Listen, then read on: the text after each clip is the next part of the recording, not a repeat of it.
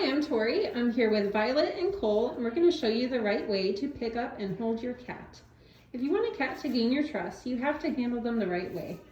The best way is to put one hand under their front legs and the other under their back legs like this.